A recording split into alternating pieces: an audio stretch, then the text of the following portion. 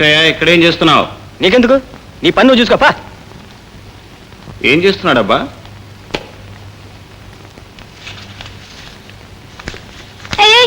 నా పుస్తకాలతో నీకేం పని? ఏం లేదు, నీ పుస్తకాలు కూడా నీలాగా అందంగా ఉంటేనే చూస్తున్నా. పెద్ద గొప్పేలే. ఇందులో 20 రూపాయలు పెట్టాను, కనిపించదే? 20 రూపాయల? ఏమీ తెలియనట్టు మాట్లాడుతున్నావు. ఆ డబ్బు తప్పకుండా నువ్వే తీసుంటావు. దొంగతనం మా ఇంటా వంటాలే. ఇంటా వంట అని చెప్పడానికి నీకు ఇల్లు డేడిస్తేగా. కనిపించిన ఇంట్లో మంచి మాటలతో చేరి అవకాశం చూసుకుని దొరికింది దోచుకునే నీలాంటి దొంగని. జ్యోతి, మాటలు సరిగ్గా రాని. అసలు నిన్ను కాదు, నీలాంటి మనిషిని ఇంట్లో చేర్చినందుకు మా నాన్న అనాలి. నాన్నా, నాన్నా, నాన్నా ఇట్రండి. ఏమిటమ్మా? మీరు మహాత్ముడు మహానుభావుడు అని చేరదీసి నేను గారు ఏం చేశారో తెలుసా? ఏం చేశాడమ్మా? నా గదిలోకి దూరి డబ్బు కొట్టేశాడు. అమ్మో జ్యోతి, తొందరపడి మాట్లాడుతున్నావేమోనమ్మా. భీమరాజు అలాంటి వాడు కాదు. అతను ఎలాంటి వాడో మీకు ఎలా తెలుసు నాన్న? దొంగ పని చేసేవాడు మొహం మీద దొంగ అని రాసి ఉండదుగా. దొరికినప్పుడే దొంగ అవుతాడు. తిండికి గతి లేక రోడ్డు మీద పడి ఉండే మనుషుల్ని ఇంట్లో తెచ్చిపెట్టుకుంటే ఇవాళ 20 రూపాయలు తీస్తారు, రేపు సమయం చూసి మనుషుల ప్రాణాలు కూడా తీస్తారు. ఇప్పటికి మించిపోయింది ఏమి లేదు. అతని మెడ పెట్టి బయటికి గంటేయండి. ఏమిటయ్యా భీమరాజు, అమ్మాయి ఎలా మాట్లాడుతుంది? మనుషులను అర్థం చేసుకునే వయసు లేని పిల్ల, అంతేలేండి, అలాగే మాట్లాడుతుంది. మళ్ళీ నువ్వే కొట్టావా? ఏంట్రో శేఖర్, సాధారణంగా నువ్వే అప్పు పెట్టావాడు. ఏంటి వాళ్ళు చాలా ధారాళంగా విసిరేస్తున్నావు డబ్బులు? మా చెల్లెలు బుక్ లో దొరికారా, కానీ జోక్ ఏమిటంటే నేను తీసినట్టు దానికి తెలియదు. అన్నయ్య, పేదరికంలో కూడా నీతిగా నిజాయితీగా బ్రతికే నా కడుపున ఎలా పుట్టావురా నువ్వు? నిన్ను కొట్టాలని చూసావు అమ్మా జ్యోతి, లేనివాడు దిక్కులేక మన ఇంట్లో ఉన్నవాడని భీమరాజుని ఎన్ని మాట అన్నావు?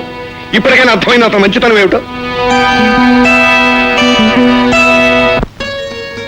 రాజు, మట్టి ప్రమితి కూడా దీపం వెలిగిస్తుందని, తక్కువ మనిషిలో కూడా ఎక్కువ గుణం ఉంటుందని ఆలస్యంగా తెలుసుకున్నాను. అసలు తెలుసుకోకపోవటం కంటే ఆలస్యంగానైనా అర్థం చేసుకోవటం చాలా గొప్ప విషయం. అయినా ఒక మనిషిని తొందరపడి అనుమానించడం తప్పు జ్యోతి. ఇంత మంచి మనిషిని అన్ని మాట్లాడినందుకు నన్ను క్షమించానని ఒక్క మాట చెప్పు రాజు. ఆ విషయం నేను ఎప్పుడో మర్చిపోయాను.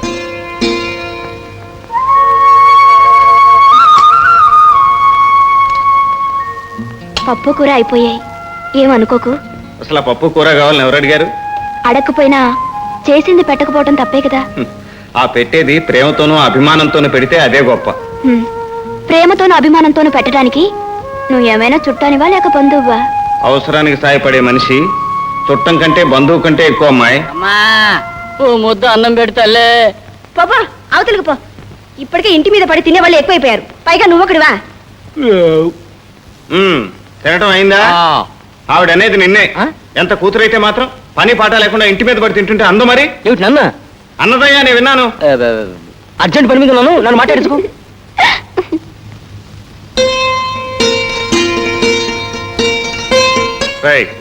ఇవాళ నా అన్నం నీకు పడేస్తున్నాను.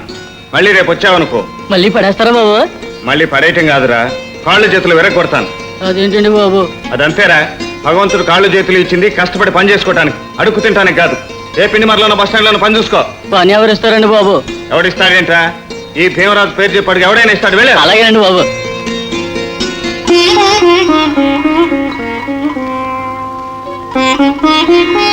నీ అన్నం వాడికి పెట్టేశావు, నీకు ఆకలిగా లేదా రాజు? నా ఆకలి గురించి ఆలోచించడానికి నువ్వు నాకేమన్నా బంధువా చుట్టానివా? అది కాదు, నేను నా గురించి అలా ఆలోచించావంటే నేను నీకు బంధువు కంటే దగ్గరైన వాడిని, చుట్టం కంటే ఎక్కువైన వాడిని. ఏమంటావు?